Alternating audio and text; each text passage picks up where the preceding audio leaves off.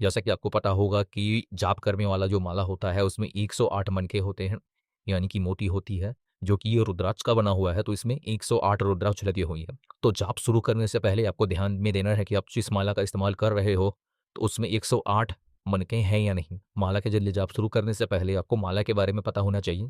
जैसा कि मैंने बताया कि 108 मनके होने चाहिए, इसे आप खरीदने से पहले काउंट करके देख सकते हो। अगर 108 मनके नहीं है तो आप दूसरा माला खरीद लीजिए। एक एक्स्ट्रा मन का इसमें लगा रहता है जिसे हम सुमेरु कहते हैं। ये माला का स्टार्टिंग पॉइंट आप कह सकते हो, लेकिन इसको काउंट नहीं किया जाता, ठीक है? ये जो सुमेरु है, इसके बाद से काउंटिंग शुरू होती है और अंत तक जाती है। आपको सुमेरु को काउंट नहीं करना है, सुमेरु के बाद से आपको काउंट करना है, कुछ इस तरह से। ओम वसुदेव स्वाहा, ओम वसुदेव स्वाहा, ओम वसुदेव स्वाहा, ओम वसुदेव स्वाहा। ऐसा करते हुए आप 108 बार जाप करोगे और 108 जैसे ही पूरा होगा, ये माला का एंड पॉइंट आ जाएगा। एंड पॉइंट ये है कि आखिरी मन का।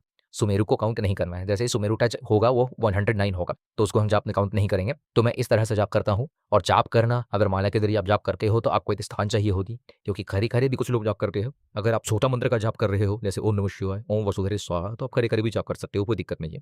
लेकिन अगर आप वही मंत्र की जाप कर रहे हो, जैसे हनुमान चालीसा हो गया, हनुमान अष्टक का जाप कर रहे हो, तो उसमें समय लगेगा। तो निर्भर करता है कि आप किस मंत्र का जाप कर रहे हो। अगर एक मंत्र को बोलने में 1-2 सेकंड लग रहा है, तो आप खड़े-खड़े भी जाप कर सकते हो, बैठ के भी जाप कर सकते हो, कोई दिक्कत नहीं है। लेकिन जिस मंत्र का आप जाप कर रहे हो, उसे कहने में 30 सेकंड या फिर 1 मिनट, 2 मिनट लग रही है, तो आप एक स्थान ले लीजिए, एक आसन ले लीजिए, वहाँ पर बैठ के जाप कीजिए। सुविधा होगी तो मन शांत होगा, मन शांत रहेगी तो आपका ध्यान केंद्रित रहेगा। मैं हमेशा बैठ कर ही जाप करता हूँ। आसन लगाने के बाद उसके ऊपर बैठ जाता हूँ और जाप करता हूँ। 1 माला मिनिमम तो जाप करना ही चाहिए। मैं 2 माला करता हूँ सुबह और शाम, और जाप करने से मन शांत रहता है, मन की उलझन दूर होती है, दूरदृष्टि बढ़ती है, यानी कि आपकी सोचने की शक्ति बढ़ती है।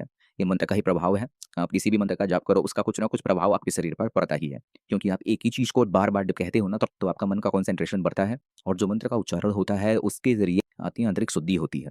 मन शुद्ध होता है धीरे-धीरे, मन विचलित नहीं होता। कुछ लोग कहते हैं कि जब मन शांत ना हो, तो मंत्र का जाप ना करें।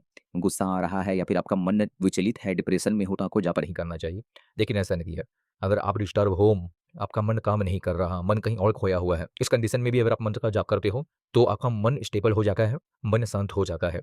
आप खुद नोटिस करोगे, जब आप टेंशन में रहते हो, एक जगह बैठ के जाप कीजिए। कम से कम 20-25 बार जाप करने के बाद आपको एहसास होगा कि आपका मन शांत हो रहा है। ये मंत्र का ही प्रभाव है, जो कि अच्छा है। तो आप किसी भी कंडीशन पे मंत्र का जाप कर सकते हो, लेकिन आपको ध्यान में ये रखना है कि आपका शरीर शुद्ध होना चाहिए, ठीक है? ऐसा नहीं है कि आप ड्रिंक कर लिए हो, नॉन-वेज खा लिए हो और मंत्र का जाप करने बैठ गए हो, ये गलत है। अगर ऐस इस कंडीशन पे अगर आप मंत्र का जाप करते हो, तो इसका प्रभाव उल्टा हो सकता है, आपको हानि हो सकती है। तो आपका शरीर शुद्ध होना चाहिए, उसके बाद आप मंत्र का जाप करें। आप किसी भी मंत्र का जाप कर सकते हो। ऐसा नहीं है कि एक हफ्ते में इस मंत्र का जाप करूँगा, अगले हफ्ते उस मंत्र का जाप करूँगा, नहीं। आप एक मंत्र लीजिए, और मंत्र जो मिलता है वो हमें गुरु के ज़रिए ही मिलता है। अगर आप सोशल नेटवर्क, फेसबुक, व्हाट्सएप या फिर यूट्यूब से कोई मंत्र ले लिए हो और उसे आप कह के जाप कर रहे हो, तो वो उसका जो है ना इफ़ेक्ट, वो बहुत कम हो जाता है, क्योंकि वो मंत्र आपको किसी गुरु ने नहीं दिया। जब आप किसी गुरु से मंत्र लेते हो, तो उसका असर 100% होता है। और अगर आप किसी सोशल नेटवर्क के ज़रिए, यूट्यूब के ज़रिए कोई सा भी मंत्र उठा के किसी ने कह दिया कि इस मंत्र का जाप करो, लाभ होगा। हर मंत्र से लाभ होता है। लेकिन अगर वो मंत्र आपको किसी गुरु ने दिया है, तो लाभ 100% होगा। दूसरी बात, अगर वो मंत्र आप सोशल नेटवर्क से उठा के कहोगे, बार-बार जाप करोगे, उसका लाभ आपको मिलेगा ज़रूर, लेकिन समय लगेगा। जितना मिलना चाहिए उतना नहीं मिलेगा।